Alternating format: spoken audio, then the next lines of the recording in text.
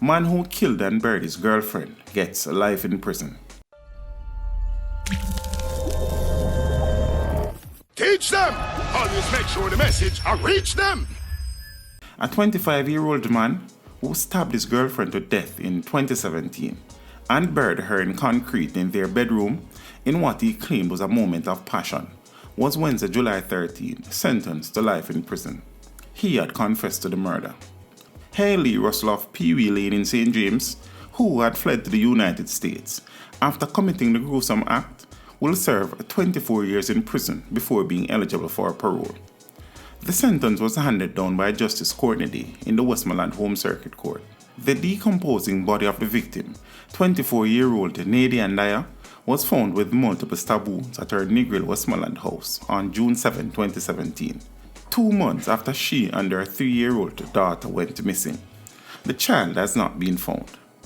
Before the sentence was passed, Russell apologized to Dyer's family while professing his love for the young woman. It was only in a moment of passion. Every day I searching for Nadian. Me love Nadia, miss her, think about her every day. It was in a moment of passion. I'm sorry about that. I am sorry, he said. The Office of Director of Public Prosecutions issued a statement Wednesday outlining the facts of the case. Dyer, who was involved in an intimate relationship with Russell, moved into his one-room Westmoreland house in 2016 with her daughter. On April 17, 2017, the couple was overheard quarreling. The following day, a strong disinfectant odor was noticed emanating from the couple's bedroom. Dyer was never seen alive after that quarrel. However, Russell was seen on April 23rd leaving the premises with a knapsack and later informed a relative that he was in New York.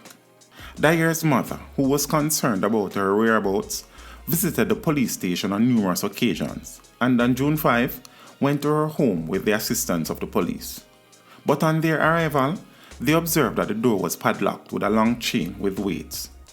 Police officers who managed to unlock the door went inside and saw construction buckets on the floor, as well as a section of the floor where cement had been mixed. A blood-stained mattress was also observed leaning on the wall, and when it was moved, officers found a rectangular-shaped structure made of 6 inches of block and cement.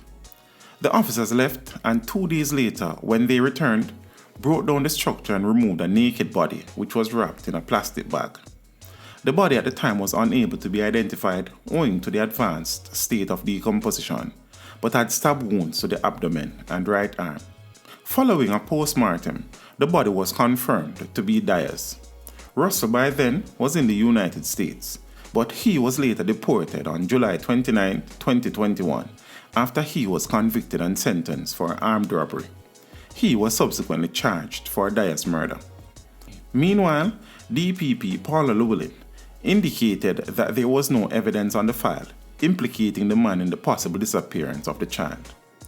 There was only a statement from a third party recounting what the deceased mother of the child allegedly told her. The woman had reportedly indicated that she handed over her daughter to a relative at a bus park. The third party is reportedly a female relative of the convicted murderer, who had made inquiries of the child she said she last saw in December of 2016. There was no other material on the file linking the accused, Llewellyn said.